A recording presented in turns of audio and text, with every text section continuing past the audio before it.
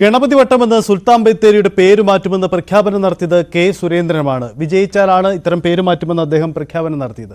പക്ഷേ ഇത്തരമൊരു പ്രഖ്യാപനം നടത്തുന്നതിലൂടെ മറ്റൊരു രാഷ്ട്രീയം കൂടി BJP ലക്ഷ്യമിടുന്നുണ്ട്.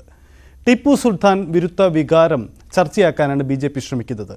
കേരളത്തിലെ ഹിന്ദു ക്ഷേത്രങ്ങൾ നശിപ്പിച്ച വ്യക്തിയാണ് ടിപ്പുവെന്നും അധിനിവേശ ശക്തികൾക്കെതിരായ വികാരം പ്രതിഫലിക്കുകയെന്ന ലക്ഷ്യവുമാണ് BJP പയറ്റുന്നത്.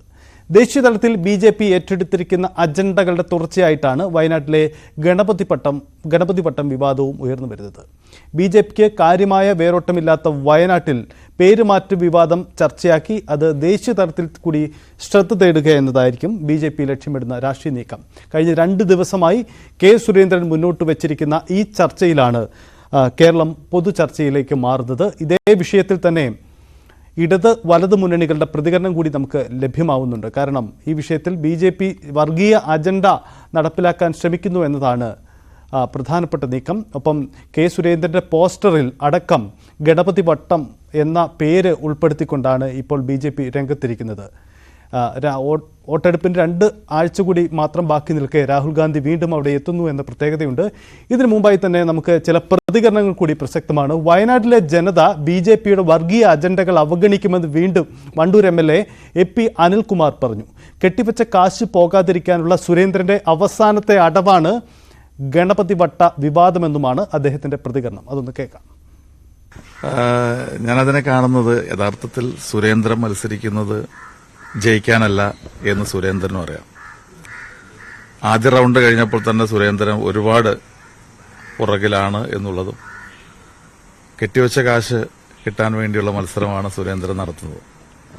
അപ്പോൾ അതുകൊണ്ട് തന്നെ അങ്ങനെ ഒരു സാഹചര്യത്തിൽ ചില വിവാദങ്ങളൊക്കെ ഉണ്ടാക്കി എങ്ങനെയെങ്കിലും വോട്ട് കൂടുതൽ കിട്ടുമോ എന്ന് നോക്കാനുള്ള ശ്രമമാണ് സുരേന്ദ്രൻ നടത്തുന്നത്.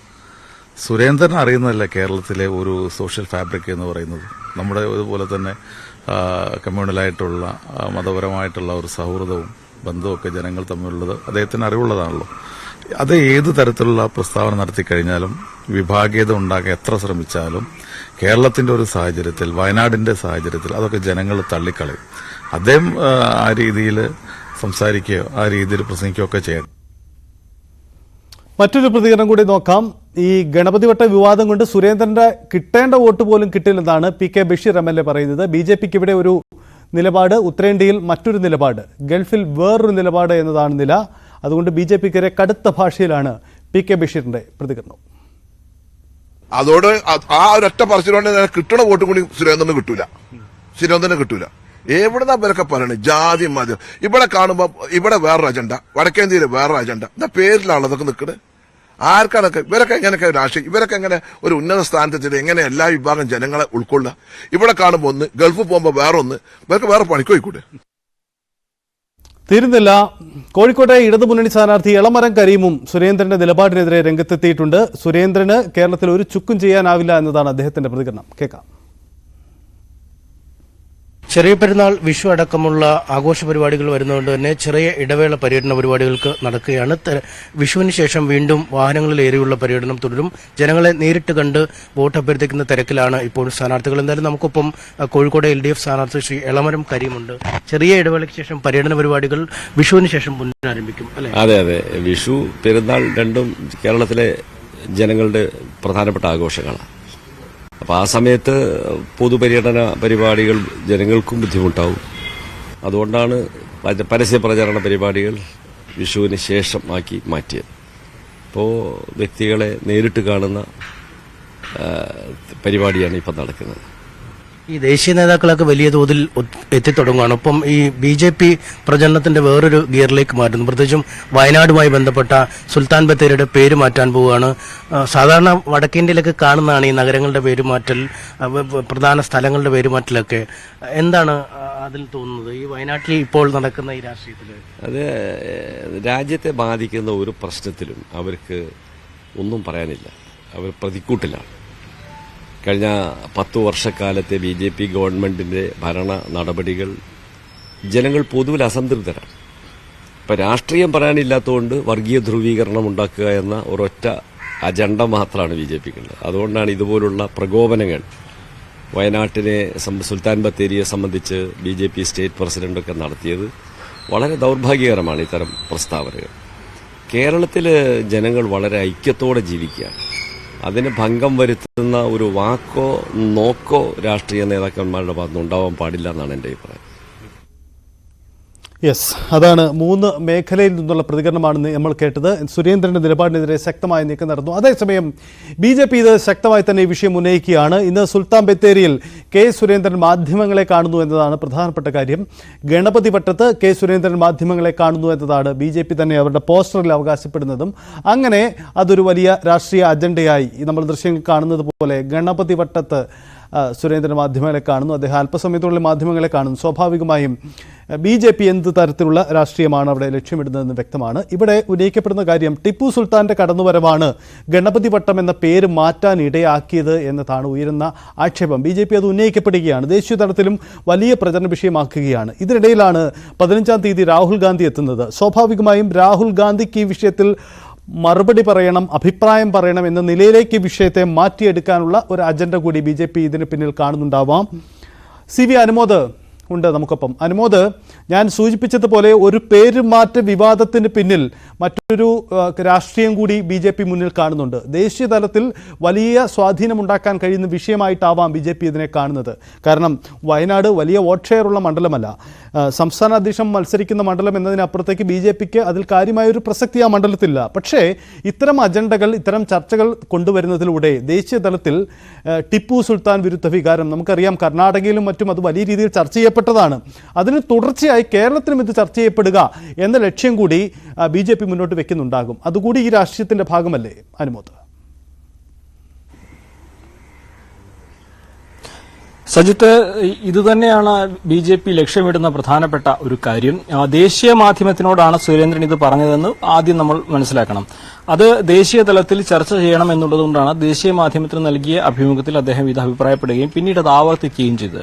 രാഹുൽ ഗാന്ധിയുടെ മത്സരം കൊണ്ട് മാത്രം ഏകപക്ഷീയമാണ് ഇവിടെ കാര്യങ്ങൾ എന്ന തരത്തിൽ വയനാട്ടിലെ തെരഞ്ഞെടുപ്പ് രംഗം മുന്നോട്ട് പോകുമ്പോഴാണ് സുരേന്ദ്രൻ ഇത്തരത്തിലൊരു വിവാദം നടത്തിയിരിക്കുന്നത്, വിവാദ പ്രസ്താവന നടത്തിയിരിക്കുന്നത്. അതുകൊണ്ട് നമുക്കറിയാം ടിപ്പു സുൽത്താന് എതിരെ BJP നടത്തിയ പരാമർശങ്ങൾ, അദ്ദേഹത്തിന്റെ ഭരണകാലത്ത് അല്ലെങ്കിൽ അദ്ദേഹത്തിന്റെ യുദ്ധകാലത്ത് ഉണ്ടായ നാശനഷ്ടങ്ങൾ, അതുപോലെ തന്നെ ക്ഷേത്രങ്ങൾക്കുണ്ടായ നാശങ്ങൾ, മതപരിവർത്തനം തുടങ്ങിയ വിഷയങ്ങളിലൊക്കെ BJP ടിപ്പു സുൽത്താനെതിരെ വലിയ നിലപാടുകൾ എടുക്കുകയും കർണാടകയിലേക്ക് അത് വലിയ വിവാദങ്ങളാവുകയൊക്കെ ചെയ്തതാണ്.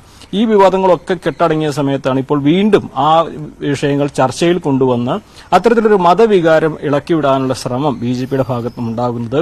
കേരളത്തിൽ പ്രത്യേകിച്ച് വയനാടിന്റെ ഭാഗമായി നിൽക്കുന്ന മറ്റു മണ്ഡലങ്ങളിലൊന്നും ഇത് വലിയ സ്വാധീനം ഉണ്ടാക്കില്ല എങ്കിൽ പോലും ദേശീയ തലത്തിൽ ഈ വിഷയം വീണ്ടും ചർച്ച ചെയ്യപ്പെടുകയും ടിപ്പു സുൽത്താൻ നശിപ്പിച്ച ഒരു നാട്ടിൽ ഇത്തരത്തിൽ ഒരു പോരാട്ടം BJP നടത്തുന്ന തരത്തിൽ പ്രചാരണം ദേശീയ തലത്തിൽ BJPക്ക് നടത്താൻ കഴിയുകയും ഇതിന് ഒപ്പമല്ല മറ്റ് പാർട്ടികൾ എന്നൊരു നിലപാട് അവർക്ക് അത്തരത്തിലൊരു പ്രചാരണത്തിന്റെ ഭാഗമായിട്ട് നടത്തുവാനും കഴിയും. ഇങ്ങനെ ആണ് ഈ ഒരു വിഷയം ദേശീയ തലത്തിൽ BJP അവർക്ക് ഗുണം കിട്ടുന്ന തരത്തിൽ ഉപയോഗിക്കാൻ ശ്രമിക്കുന്നത്.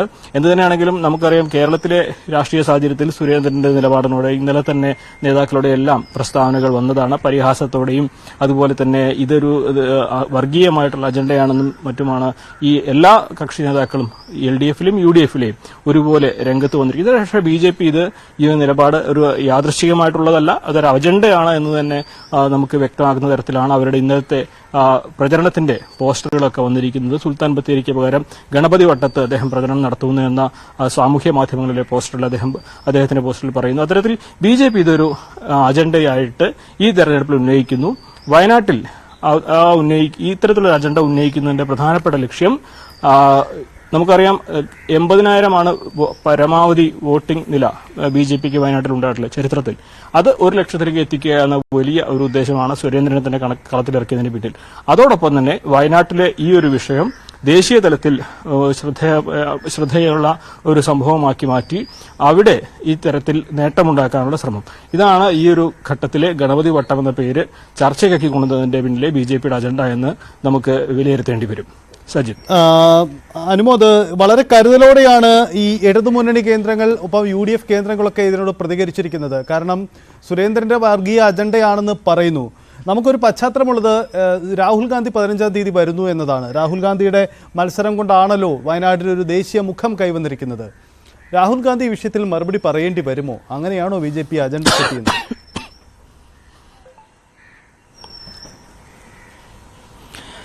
ഇതിന്റെ ചരിത്ര പശ്ചാത്തലം കൂടി വലിയ ചർച്ചാ വിഷയമാക്കുകയാണ് BJP ഈ സമയത്ത് ചെയ്യുന്നത്. സത്യത്തിൽ ഗണപതി വട്ടം എന്ന പേര് സുൽത്താൻ ബത്തേരിക്ക് ഉണ്ടായിരുന്നുവെന്ന് ചരിത്രരേഖകളുണ്ട്. അത് സുൽത്താൻ ബത്തേരിയുടെ നഗരസഭാ രേഖകളിൽ തന്നെ ചരിത്രത്തിന്റെ ഭാഗമായിട്ടുണ്ട്. പക്ഷേ അങ്ങനെ ചരിത്രത്തിന്റെ ഭാഗമായിരുന്ന ഒരു സ്ഥലം ഇന്ന് ഇപ്പൊ ചർച്ചയിൽ കൊണ്ടുവരുന്നത് എന്തിനാണെന്നുള്ള ചോദ്യമാണ് മറ്റുള്ള ഉയർത്തുന്നത്. ഇന്നിപ്പോൾ രാഹുൽ ഗാന്ധി, സാധാരണ നമുക്കറിയാം രാഹുൽ ഗാന്ധി ഈ കേരളത്തിലെ വിഷയങ്ങളിൽ പ്രത്യേകിച്ച് BJPയും മറ്റു ഇടതുപക്ഷവും ഉന്നയിക്കുന്ന വിഷയങ്ങളിൽ പ്രതികരിക്കുന്ന ഒരു സ്വഭാവം അദ്ദേഹത്തിന്റെ കഴിഞ്ഞ കാലങ്ങളിലൊന്നും നമ്മൾ കണ്ടിട്ടില്ല. അപൂർവമായിട്ട് മാത്രമാണ് അദ്ദേഹം കേരളത്തിലെ വിഷയങ്ങളിൽ പ്രതികരിക്കുകയും വിമർശനം നടത്തുകയും ചെയ്തിട്ടുള്ളത്. ഏറ്റവും അവസാനം അദ്ദേഹം അങ്ങനെ പ്രതികരിച്ചത് വന്യജീവി ആക്രമണം ഉണ്ടായ സമയത്താണ്.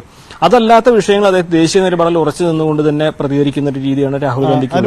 ഇതിപ്പോൾ ഈ ഒരു വിഷയം CI ഐസക് നമുക്കൊപ്പം ചേരുന്നു, ചരിത്രകാരൻ. സാർ, ഈ ഗണപതി വട്ടം എന്ന പേര് വെറുതെ അങ്ങ് ഉണ്ടായതല്ല, ടിപ്പുവിൻ്റെ അധിനിവേശമാണ് ആ പേര് നഷ്ടപ്പെടുത്തിയത് എന്നതാണ് BJP പറയുന്നത്. ഇതിൻ്റെ ചരിത്ര വസ്തുത എത്രമാത്രമുണ്ട് ഈ വാദത്തിൽ? ഇപ്പം ഈ വാദം ഉന്നയിക്കുന്നതിൽ എന്തെങ്കിലും കഴമ്പുണ്ടോ? ഗണപതി വട്ടത്തിന്റെ മാത്രമല്ല, ഡൽഹി, ബോംബെ, മദ്രാസ്, കോഴിക്കോട്, കണ്ണൂര്, കൊല്ലം, എല്ലാ പേരുകളും അധിനിവേശത്തിന്റെ ഭാഗമായിട്ട് മാറി. ഓരോന്നോരോന്നായിട്ട് മാറി. ഇപ്പൊ അവശേഷിക്കുന്ന ഗണപതി വട്ടം മാത്രമേ ഉള്ളൂ. അതത്ര സീരിയസ് ആയിട്ട് എടുക്കേണ്ട ആവശ്യമില്ല. അത് അതിന്റെ ഒറിജിനൽ പേരിലേക്ക് പോകുന്നതാണ്. ഇപ്പോഴും ആ ലോക്കൽ ആളുകൾ ഗണപതി വട്ടം തന്നെയാണ് പറയുന്നത്. നമ്മൾ മാത്രമേ ഉള്ളൂ ഈ സുൽത്താന്റെ ആയുധപ്പേരെന്ന് പറയുന്നത്, സൈനിക താവളം എന്ന് പറയുന്നത്. അത് ബ്രിട്ടീഷുകാർക്ക് അങ്ങനെ ഒരു പേരിടേണ്ടി വന്നു. അതുകൊണ്ടത് പിന്നീട് പേരായി മാറി. അങ്ങനെ മാറാൻ ഒക്കത്തില്ലല്ലോ. എപ്പോഴും ഒരു സ്ഥലത്തിന്റെ പേര് അതിന്റെ പൈതൃകം നിലനിർത്തുന്നതാണ്. ആ പൈതൃകം നിലനിർത്തുന്ന പേര് നിർത്താൻ ബാധ്യസ്ഥരാണ്. പക്ഷേ ഈ പുരോഗമന കാലത്ത് ഈ ഒരു പേരുമാറ്റ വിവാദത്തിൽ എന്ത് ഇരിക്കുന്നു? അങ്ങനെ ഒരു സ്ഥലത്തിന്റെ പേര് മാറ്റപ്പെടേണ്ടതുണ്ടല്ലോ. ഒരു സ്ഥലനാമം എന്നത് അത് തിരിച്ചറിയപ്പെടുന്നതിന് വേണ്ടിയുള്ളതാണ്. അപ്പം അതിനപ്പുറത്തേക്ക് എന്തിന് നമ്മൾ പുതിയ കാലത്ത് മറ്റ് വികസന വിഷയങ്ങളും മറ്റ് പ്രശ്നങ്ങളും നിരവധി ഉള്ളപ്പോൾ ഒരു പേരുമാറ്റ വിവാദം ഇങ്ങനെ തെരഞ്ഞെടുപ്പിൽ ഏറ്റെടുക്കണം? പിന്നെന്തിനാ ട്രിവാൻഡ്രം മാറ്റി തിരുവനന്തപുരം ആക്കിയത്? നമ്മളറിയാമല്ലോ, നോർത്ത് ഇന്ത്യയിലൊക്കെ ഉള്ള ന്യൂസ് ചാനലുകാരൊക്കെ വിഷമിക്കുന്ന തിരുവനന്തപുരം എന്ന് പറയാൻ. നമ്മൾ എന്തിനാ മാറ്റിയത്? നമുക്ക് മാറ്റാം, മറ്റുള്ളവർക്ക് മാറ്റാനൊക്കത്തില്ലെന്നുള്ളേ ഉള്ളൂ. നമ്മൾ ഭരണകക്ഷികൾക്ക് മാറ്റാൻ സാധിക്കും, മറ്റുള്ളവർക്ക് സാധ്യമല്ല. ഇത് ഗണപതി വട്ടം എന്ന് വർഷങ്ങളായിട്ട് ആളുകൾ ആവശ്യപ്പെടുന്ന, അവിടുത്തെ ആളുകൾ തന്നെ ആവശ്യപ്പെടുന്ന അവരുടെ പൈതൃക പേരാണ് ഗണപതി വട്ടം. ആ ഗണപതി വട്ടം എന്ന് തന്നെ ആക്കണമെന്ന് അവർ ആവശ്യപ്പെടുന്നതാണ്. അപ്പം സുൽത്താൻ ബാത്തിന് കോഴിക്കോട് നമ്മൾ മാറ്റിയിട്ട് ആർക്കും ഒരു പരാതിയില്ല. കാലിക്കട്ട് ഇന്ന് വിളിച്ചാൽ മതിയായിരുന്നല്ലോ, ഒരു പരാതിയില്ല. ഇതിപ്പം രാഷ്ട്രീയ മുതലെടുപ്പ് വേണ്ടി ഇഷ്യൂ ആക്കുന്നുള്ളേ ഉള്ളൂ. അല്ല, ആരെയാണ് ഈ രാഷ്ട്രീയ മുതലെടുപ്പ് നടത്തുന്നത്? BJP ആണോ? BJP അല്ലല്ലോ മുതലെടുപ്പ് നടത്തുന്നത്. ഒരു സത്യം പറഞ്ഞു എന്നല്ലേ ഉള്ളൂ BJP. പേര് മാറ്റണമെന്നൊരു സത്യം പറഞ്ഞു എന്നല്ലേ ഉള്ളൂ. അല്ല, ഈ തെരഞ്ഞെടുപ്പ് രംഗത്ത് മാത്രം ഇത് ഉന്നയിച്ചതിന് പിന്നിൽ അങ്ങനെ ഒരു രാഷ്ട്രീയ മുതലെടുപ്പ് ഉണ്ടെങ്കിൽ അത് നടത്തുന്നത് BJP ആവില്ലേ? അല്ല, അത് രാഷ്ട്രീയ മുതലെടുപ്പല്ലത്. അതിന്റെ പേരിൽ ആരും വോട്ട് ചെയ്യുമെന്ന് തോന്നുന്നില്ല, കൂടുതൽ വോട്ട് കിട്ടുമെന്നും തോന്നുന്നില്ല. ഒരു യാഥാർത്ഥ്യം പറഞ്ഞു എന്നുള്ളേ ഉള്ളൂ. അധികാരത്തിൽ വന്നാൽ BJP അധികാരത്തിൽ വന്നാൽ തിരുത്തും, യാതൊരു സംശയവും. കമ്മ്യൂണിസ്റ്റ് പാർട്ടി അധികാരത്തിൽ വന്നപ്പോൾ തിരുവനന്തപുരം ആക്കി, കോഴിക്കോട് കാലിക്കട്ട് കോഴിക്കോടാക്കി. അപ്പോ ഓരോരുത്തരും അവരുടെ ആവശ്യത്തിന് വേണ്ടി ചെയ്യുന്നതാണ്. എന്തിനാ ഈ വർഷങ്ങളായിട്ട് ലോകത്തിലുള്ള മുഴുവൻ ജനങ്ങളും ട്രിവാൻഡ്രം എന്ന് വന്ന് പറഞ്ഞിരുന്നത്? ഇപ്പോഴും ഇന്റർനാഷണൽ എയർപോർട്ടിനൊക്കെ ട്രിവാൻഡ്രം എന്നാണ്. കൊച്ചിൻ എയർപോർട്ടിന് കൊച്ചിൻ എന്നാ പറയുന്നത്, കൊച്ചി എയർപോർട്ട് എന്ന് പറയാറില്ല. താങ്കളുടെ നിരീക്ഷണത്തിൽ ഈ കേരളത്തിന്റെ പൊതു സ്ഥലനാമങ്ങളെക്കുറിച്ച് നല്ല ധാരണയുള്ള വ്യക്തി കൂടിയാണല്ലോ. താങ്കളുടെ നിരീക്ഷണത്തിൽ കേരളത്തിൽ ഇങ്ങനെ മാറ്റപ്പെടണം എന്ന് തോന്നുന്ന മറ്റു പേരുകൾ, അങ്ങനെയുള്ള സ്ഥലങ്ങൾ അത് ഏതൊക്കെയാണ്? ഇത് ഗണപതി വട്ടം മാറേണ്ടതാണ്. ഇപ്പം ഏതാണ്ട് ഏറെക്കുറെ എല്ലാ പേരുകളും മാറിക്കഴിഞ്ഞിരിക്കുകയാണ്. ഏറെക്കുറെ എല്ലാ പേരുകളും മാറിക്കഴിഞ്ഞു. ഇനി അങ്ങനെ മാറേണ്ട കൊച്ചി മാറി, കോഴിക്കോട് മാറി, കൊടുങ്ങല്ലൂർ മാറി, കണ്ണൂർ മാറി, എല്ലാ പേരുകളും മാറി. ബ്രിട്ടീഷുകാർ പോയി കഴിയുമ്പോൾ നമ്മൾ നമ്മുടെ പേരുകൾ ഉപയോഗിച്ചു തുടങ്ങി. നാട്ടുകാരെല്ലാം കണ്ണൂർ എന്നാ പറയുന്നത്. അത് കണ്ണൂരാക്കി, കണ്ണൂർ മാറ്റി. അപ്പോ ധാരാളം പേരുകൾ ഇനി അങ്ങനെ പറയത്തക്ക പേരുകളൊന്നുമില്ല. ചില നാട്ടിലെ ചെറിയ പേരുകൾ വല്ലതും ഉണ്ടെങ്കിലേ ഉള്ളൂ. എന്റെ ശ്രദ്ധയിൽ മറ്റു പേരുകളൊന്നും പെട്ടിട്ടില്ല. ഇല്ല. ഒരു പ്രധാനപ്പെട്ട കാര്യം കൂടി ഞാൻ ചോദിക്കട്ടെ. ഈ ടിപ്പു സുൽത്താന്റെ കടന്നുവരവ്, അദ്ദേഹം അധിനിവേശം നടത്തി, അദ്ദേഹം ക്ഷേത്രങ്ങളെ ഇവിടെ നശിപ്പിച്ച വ്യക്തിയാണ്. ഇത് കർണാടകയിലൊക്കെ വലിയ രാഷ്ട്രീയ വിഷയമാണ്. അതിൻ്റെ ഒരു തുടർച്ച കൂടിയായി കേരളത്തിൽ ഇത് ചർച്ച ചെയ്യപ്പെടുക എന്നൊരു അജണ്ട കൂടി ഈ പേരുമാറ്റ വിവാദത്തിന് പിന്നിലില്ലേ? ഇല്ല, കേരളത്തില് ചർച്ച ചെയ്യപ്പെടേണ്ട ആവശ്യമില്ല. മലബാർ കലാപം തുടങ്ങുന്നത് തന്നെ ടിപ്പുവിന് ശേഷമാണ് മലബാർ കലാപം തുടങ്ങുന്നത്. 1821 വരെ തുടർച്ചയായിട്ട് 50-55 കലാപങ്ങളുണ്ട്. ഇത് ഞാനല്ല പറഞ്ഞത്, വില്യം ലോഗന്റെ മലബാർ മാനുവലിൽ എഴുതിയിരിക്കുന്നതാണ്. ഈ കലാപങ്ങളുടെ കാരണം വർഗീയത. അതുവരെ മലബാറിൽ മാപ്പിളമാരും ഹിന്ദുക്കളും ഒന്നും വേർതിരിവേ ഉണ്ടായിരുന്നില്ല. അവർക്ക് മുഖ്യ സ്ഥാനമൊക്കെ ഉണ്ടായിരുന്നു. ആ വേർതിരിവ് ഉണ്ടാക്കി ഫോഴ്സ്ഫുൾ കൺവേർഷൻ നടത്തി ക്ഷേത്രങ്ങൾ നശിപ്പിച്ചു ഒക്കെ ടിപ്പുവാണ് ചെയ്തത്. ടിപ്പു കാണിച്ച ക്രൂരതയാണ്. ടിപ്പുവിനെ വകവരുത്തിയത് വൈക്കം പത്മനാഭപിള്ളയാണ്. നെടുങ്കോട്ടയെ വെച്ച് കാല് വെട്ടിവിട്ടാണ് അയാളുടെ അവസാനം വരുന്നത്. അപ്പൊ ഇത് ഈ വക കാര്യങ്ങളൊന്നും ആരും പഠിപ്പിക്കുന്നില്ല. അപ്പം പ്രധാനമായിട്ട് നമ്മുടെ ഒരു പൈതൃകമുണ്ട്. ആ പൈതൃകം നമ്മുടെ വീട്ടുപേരും നമ്മുടെ പേരും ഒക്കെ എന്ന് പറയുന്ന ഒരു പൈതൃകത്തില്ല. നമ്മുടെ മുത്തച്ഛൻ ഇന്നാരാണെന്ന് പറയുമ്പോൾ നമുക്കൊരു വലിയ അഭിമാനമുണ്ട്. ശരി. അപ്പൊ ആ അഭിമാനം കാത്തു സൂക്ഷിക്കാനായിട്ട് ഗണപതി വെട്ടം എന്നുള്ള പേര് അത്യാവശ്യമാണ്. സുൽത്താൻസ് ബാറ്ററി എന്ന് പറഞ്ഞു കഴിഞ്ഞാൽ സുൽത്താൻസ് ബത്തേരിയായി. താങ്കൾ ഒന്ന് തുടരുക. എനിക്കൊപ്പം PJ വിൻസെന്റ് കൂടി ചേരുകയാണ്. അദ്ദേഹവും ചരിത്രബോധമുള്ള അന്തർദേശീയ വിഷയങ്ങളൊക്കെ പരാമർശിച്ച വിഷയം വളരെ പ്രാഗൽഭ്യമുള്ള ആളാണ്.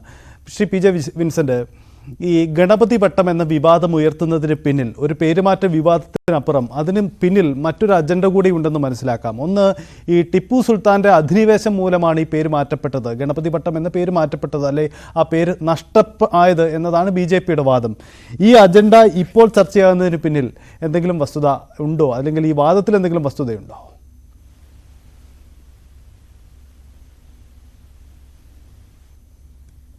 ഈ വിഷയവുമായി ബന്ധപ്പെട്ട രാഷ്ട്രീയ സംവാദത്തിലും വിവാദത്തിലും എനിക്ക് ഒട്ടും താല്പര്യമില്ല. ചരിത്രപരമായിട്ട് ഉള്ള കാര്യത്തിൽ മാത്രമാണ് എന്നെ സംബന്ധിച്ചിടത്തോളം താല്പര്യം. ഇപ്പൊ നമ്മള് കൊളോണിയൽ കാലഘട്ടത്തിലും അതിനു മുമ്പും പല സന്ദർഭങ്ങളിലും പല സ്ഥലങ്ങളുടെയും പേരുകൾ മാറ്റിയിട്ടുണ്ട്. അപ്പോൾ ഒരു ദേശീയ ബോധത്തിന്റെയൊക്കെ ഉണർവോടുകൂടി ലോകത്തിലെ വിവിധ രാജ്യങ്ങളിൽ കൊളോണിയൽ കാലഘട്ടത്തിൽ ഉണ്ടായിരുന്ന പേരുകൾ മാറിയിട്ടുണ്ട്, ഇപ്പോഴും മാറി വരുന്നുണ്ട്. ഇപ്പൊ സമീപകാലത്ത് വന്ന ഏറ്റവും പ്രധാനപ്പെട്ട മാറ്റം തുർക്കി അതിന്റെ പേര് ടർക്കിയെ എന്നാക്കി മാറ്റി. അത് താങ്കളുടെ ശ്രദ്ധയിലുണ്ടാകുമെന്ന് ഞാൻ കരുതിയാണ്. ഇത്തരത്തിലുള്ള മാറ്റങ്ങൾ ഇപ്പോഴും ലോകരാഷ്ട്രങ്ങളിലും ഒക്കെ നടന്നുകൊണ്ടിരിക്കുന്ന ഒരു പ്രക്രിയയാണ്.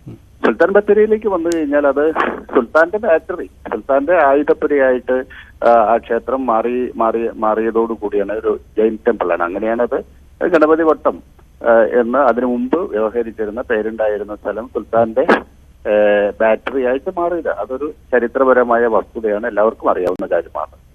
അതിനു മുമ്പും ആ സ്ഥലത്തിന് വേറെ പല പേരുകളുണ്ടായിരുന്നു. ഇപ്പൊ കുന്തലവട്ടം എന്നുള്ള ഒരു പേര് ഇതിനു മുമ്പ് വാമൊഴിയിൽ ചില ഗോത്ര ജനവിഭാഗങ്ങൾ സൂചിപ്പിച്ചതായിട്ട് എന്റെ അന്വേഷണത്തിൽ എനിക്ക് ബോധ്യപ്പെട്ടിട്ടുണ്ട്. കുന്തല എന്ന് പറയുമ്പോൾ കുന്നിന്റെ തല ഭാഗത്തുള്ള വട്ടം. ഈ വട്ടം എന്ന് പറയുമ്പോൾ ഒരു സെറ്റിൽമെന്റ് എന്നുള്ള അർത്ഥത്തിൽ നമ്മൾ ഇന്ന് കണക്കാക്കിയാൽ മതി. അപ്പം അങ്ങനെ ഒരു കുന്നിന്റെ തലഭാഗത്തുള്ള ഒരു സെറ്റിൽമെന്റ് എന്ന അർത്ഥത്തിലായിരിക്കാം കുന്തലവട്ടം അല്ലെങ്കിൽ കുന്തളവട്ടം എന്നുള്ള വാക്ക് ഉപയോഗിച്ചിരുന്നു. ഇങ്ങനെ പലതരത്തിലുള്ള പ്രാദേശിക നാമങ്ങൾ ഓരോ ഗ്രാമത്തിനും ഓരോ നഗരത്തിനുമുണ്ട്. അതിൽ ഗണപതി വട്ടം വളരെ പോപ്പുലറായിട്ട് ഉപയോഗിച്ച് വന്നിരുന്ന ഒരു നാമധേയമാണ്. അതേസമയം ഈ സുൽത്താൻ ബത്തേരി എന്നുള്ള വാക്കിന് യഥാർത്ഥത്തിൽ ആ പ്രദേശത്തിന്റെ ചരിത്രവുമായിട്ടോ അതിന്റെ ജൈവികമായ സമൂഹത്തിന്റെ ജീവിതവുമായിട്ടോ ഒന്നും കാര്യമായ ബന്ധമില്ല. കാരണം ഓരോ സെറ്റിൽമെന്റും വരുന്ന സമയത്ത് അവിടെ താമസിക്കുന്ന ആളുകൾ അവരുടെ ഒരു ഗ്രാമദേവതയെ പ്രതിഷ്ഠിക്കുന്നത് കേരളത്തിന്റെയും ഇന്ത്യയുടെയും പൊതുവായിട്ടുള്ള രീതിയാണ്. അപ്പോൾ ആ മേഖലയിൽ അധിവസിച്ചിരുന്ന ആളുകൾ ഒരു ഗണപതി ക്ഷേത്രം, ഗണപതിക്ക് ഡെഡിക്കേറ്റ് ചെയ്തിട്ടുള്ള ഒരു ക്ഷേത്രം പണിതിട്ടുണ്ട്. അപ്പൊ അങ്ങനെ ആ ഗണപതി ക്ഷേത്രവുമായി ബന്ധപ്പെട്ട ആ സെറ്റിൽമെന്റിന് ഗണപതി വട്ടം എന്ന പേര് വന്നു എന്നാണ് നമ്മൾ മനസ്സിലാക്കുന്ന കാര്യം. അങ്ങനെ വരുമ്പോൾ അത് സ്വാഭാവികമായിട്ടും ആ പ്രദേശത്ത് അധിവസിക്കുന്ന ജനങ്ങളുടെ വിശ്വാസവുമായിട്ടും അവരുടെ ജൈവിക ജീവിതവുമായിട്ടും ബന്ധമുള്ള ഒരു പേരാണ്. അതേസമയം ഗണപതി സുൽത്താൻ ബത്തേരി എന്ന് പറയുമ്പോൾ അങ്ങനെയുള്ള ഒരു ബന്ധം നമുക്ക് ഇതിൽ കാണാൻ സാധിക്കില്ല.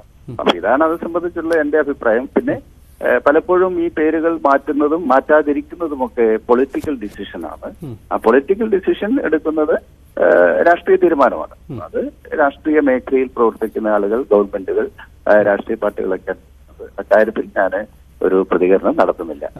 ഡോക്ടർ PJ വിൻസെന്റ്, ഒരു കാര്യം കൂടി, ഇപ്പോൾ ഈ പേര് മാറ്റണമെന്ന ആവശ്യത്തിൽ തീർത്തും കഴമ്പില്ല എന്ന് അങ്ങനെ കരുതുക വയ്യ, അല്ല അങ്ങനെയാണോ താങ്കൾ നിരീക്ഷിക്കുന്നത്? തീർച്ചയായിട്ടും ഞാൻ അങ്ങനെ കരുതുന്നില്ല. ഞാൻ പറഞ്ഞില്ലേ, പേര് മാറാം. ഇപ്പൊ കോഴിക്കോട് എന്നുള്ള പേര് നമ്മൾ മാറ്റിയതല്ലേ, കാലിക്കറ്റ് ആയിരുന്നല്ലോ. കാലിക്കറ്റ് എന്നുള്ള പേര് മാറ്റി നമ്മൾ കോഴിക്കോടാക്കി, ട്രിവാൻഡ്രം എന്നുള്ളതുമാക്കി, തിരുവനന്തപുരമാക്കി, തൃശ്ശിവ പേരൂർ, നേരത്തെ തൃച്ചൂർ എന്ന് പറഞ്ഞിരുന്നത് തൃശ്ശൂരായും തൃശ്ശൂർ പേരൂർ നമ്മൾ ഉപയോഗിക്കുന്നില്ലേ. അപ്പൊ സ്വാഭാവികമായിട്ടും ഇത്തരം പേരുമാറ്റങ്ങൾ നടന്നു വരുന്നുണ്ട്, ഇപ്പോഴും നടക്കുന്നുണ്ട്. അപ്പൊ ആ അർത്ഥത്തിൽ ഒരു പഴയ പേര് ഇപ്പം അതിലുയർത്തുന്ന ഒരു വാദത്തിൽ അല്പം കഴമ്പുണ്ട്. ഇപ്പൊ നമ്മള് ടിപ്പു സുൽത്താനെ നമ്മൾ എങ്ങനെ കാണുന്നു എന്നുള്ളത് വളരെ പ്രധാനപ്പെട്ട കാര്യമാണ്.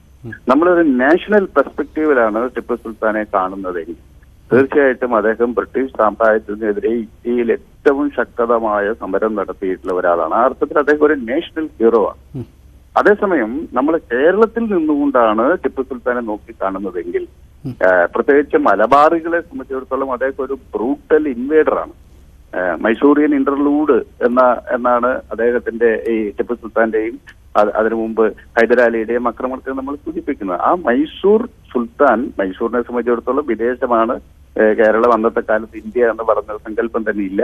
അപ്പൊ അവര് ആ ഇൻവേഷന്റെ ഭാഗമായി മലബാറുകൾക്ക് നമുക്ക് സങ്കല്പിക്കാനാവാത്ത ദുരന്തങ്ങൾ ഉണ്ടായിരുന്നു. അത് ടിപ്പു സുൽത്താന്റെ എന്ന് മാത്രമല്ല, ലോകത്തിൽ എവിടെ യുദ്ധമുണ്ടായാലും സ്വാഭാവികമായും ആയിരക്കണക്കിന് മനുഷ്യർ കൊല ചെയ്യപ്പെടുകയും തീരാത്ത ദുരിതങ്ങൾ ആളുകൾക്ക് ഉണ്ടാകുകയും ചെയ്യും. ആ അർത്ഥത്തിൽ മലബാറുകളെ സംബന്ധിച്ചിടത്തോളം ടിപ്പു സുൽത്താന് ഒരു ഹീറോ പരിവേഷമില്ല, ഒരു ബ്രൂട്ടൽ ഇൻവേഡറാണ് മലബാറിനെ സംബന്ധിച്ചിടത്തോളം. അത് കോഴിക്കോടിനെ സംബന്ധിച്ചിടത്തോളം വളരെ പ്രധാനമാണ്. സത്യനഗരം എന്ന പേരിൽ അറിയപ്പെടുകയും ലോകത്തിലെ അന്നറിയപ്പെടുന്ന ഏറ്റവും വലിയ വ്യാപാര കേന്ദ്രമായിരുന്നു ഈ കോഴിക്കോട്. ആ കോഴിക്കോടിന്റെ പെരുമ മുഴുവൻ നശിച്ചു പോകുന്നത് ടിപ്പു സുൽത്താൻ കോഴിക്കോട് ആക്രമിക്കുകയും അവിടെ കുരുമുളകിന്റെ വ്യാപാരം സ്റ്റേറ്റിന്റെ കുത്തകയാക്കുകയും ചെയ്തതാണ്.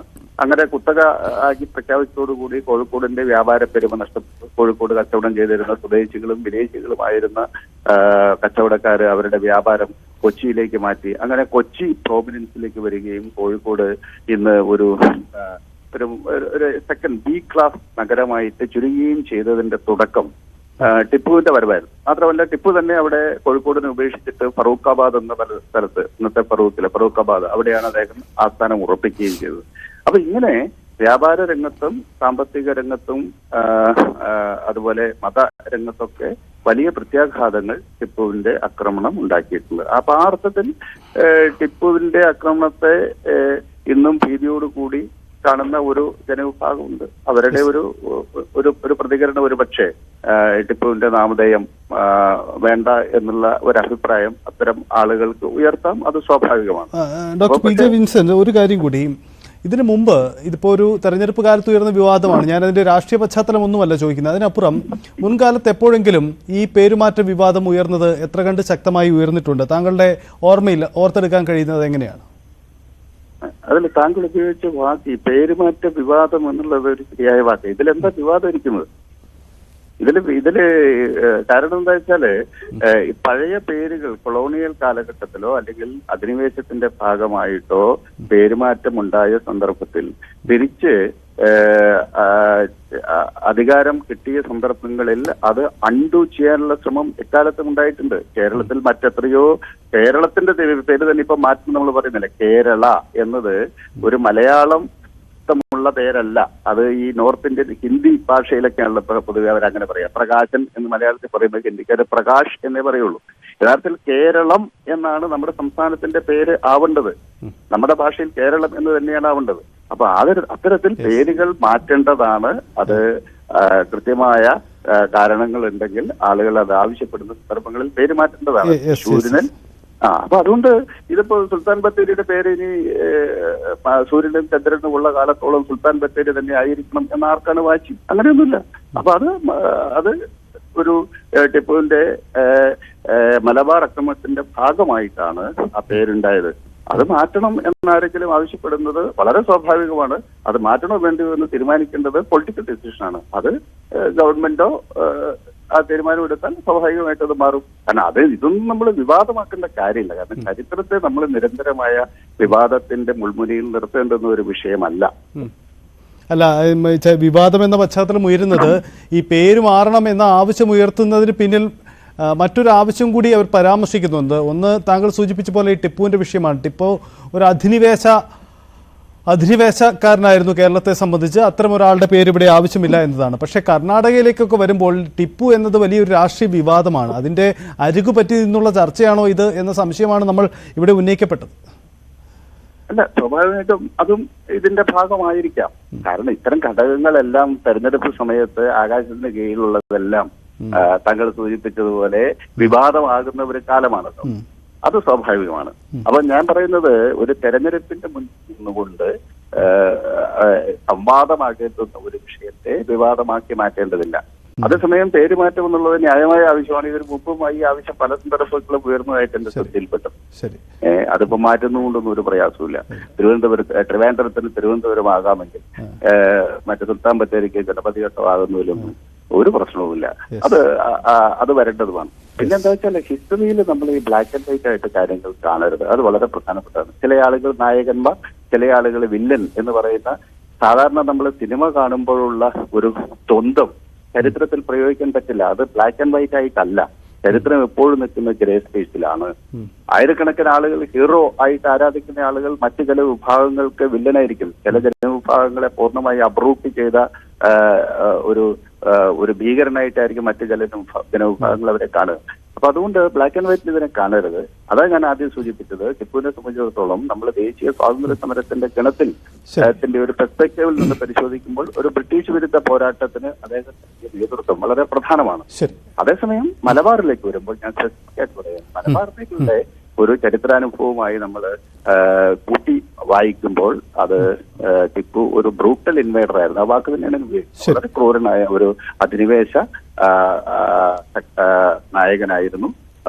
മൈസൂരിയൻ രാജാവായിട്ടുള്ള അതുപോലെ ഹൈദരാലിയും ടിപ്പു സുൽത്താൻ. ഹൈദരാലിയാണല്ലോ കേരളത്തിലെ തന്നെ ഏറ്റവും മഹത്തായ കേരള കൾച്ചറൽ സിംബിയോസിന്റെ രൂപം നൽകിയത് കോഴിക്കോട്ടെ സാമൂതിരിമാരാണെന്ന് നമുക്കറിയാലോ. ആ സാമൂതിരിയുടെ ഭരണത്തിന് അവസാനം കുറിക്കുന്ന ഹൈദരാലിയാണ്. ഹൈദരാലി 1766 കോഴിക്കോട് ആക്രമിച്ച് പന്നിയങ്കര വന്ന് പട്ടാളം അടിച്ചു കിടക്കുമ്പോൾ നിവൃത്തിയില്ലാതെ കുടുംബാംഗങ്ങൾ മുഴുവൻ പാങ്കാവിൽ കൊട്ടാരത്തിലേക്ക് അയച്ച് ഇന്നത്തെ മാനാഞ്ചിറയ്ക്ക് സമീപമുള്ള കൊട്ടാരത്തിലെ വെടിപ്പുരയ്ക്ക് തീ കൊടുത്ത് ആത്മഹത്യ ചെയ്യുകയാണ് ചെയ്തത് അവസാനത്തെ സമുദ്രം. അപ്പോൾ ലോകം ബഹുമാനിക്കുന്ന സത്യനഗരം എന്ന കോഴിക്കോടിന് ലോകത്തെമ്പാടും പ്രസിദ്ധി ഉണ്ടാക്കിയിട്ടുള്ള ആ മഹത്തായ സാമൂതിരി രാജവംശത്തിലെ സാമൂതിരി ആത്മഹത്യ ചെയ്തത് ഈ ഹൈദരാലി ഖാന്റെ ആക്രമണത്തിന്റെ ഫലമായിട്ടാണ്. അപ്പം അതൊക്കെ നമ്മൾ പരിശോധിക്കണം. അപ്പൊ അതുകൊണ്ട് അത്തരത്തിലുള്ള ഒരു ആക്രമണകാരി എന്നുള്ള ഒരു സാഹചര്യം മലയാളികളെ സംബന്ധിച്ചിടത്തോളം പൊതുവിലുണ്ട്. അത് പരിഗണിക്കാതെ കൊണ്ടുള്ള ചരിത്രാഖ്യാനങ്ങൾക്ക് വലിയ പ്രാധാന്യമൊന്നുമില്ല. അതേസമയം ടിപ്പുവിന്റെയും ഹൈദരാലിയുടെയും ടിപ്പു സുൽത്താന്റെയും വരവിനെ നമ്മൾ പോസിറ്റീവായിട്ടും നെഗറ്റീവായിട്ടുമുള്ള ഇമ്പാക്ട് ഉണ്ട്. അതൊക്കെ നമുക്ക് ചരിത്രപരമായി പരിശോധിക്കാം. പക്ഷേ അത് ഈ പൊതുവിൽ ഒരു വൈകാരികമായ ഒരു പ്രശ്നം ടിപ്പുവിന്റെയും ഹൈദരാലിയുടെയും ആക്രമണം ഉണ്ടാക്കിയിട്ടുണ്ട്. അതിനെ നിഷേധിച്ചുകൊണ്ടുള്ള ഒരു ചരിത്രാഖ്യാനം ഒരുപക്ഷെ നെഗറ്റീവായിട്ടുള്ള ഇമ്പാക്ട് ഉണ്ടാക്കും എന്നാണ് എന്റെ അഭിപ്രായം. എന്തായാലും ഡോക്ടർ പി ജെ വിൻസെന്റും ഒപ്പം CI ഐസക്കും ഡോക്ടർ CI ഐസക്കുമാണ് നമ്മോട് സംസാരിച്ചത്.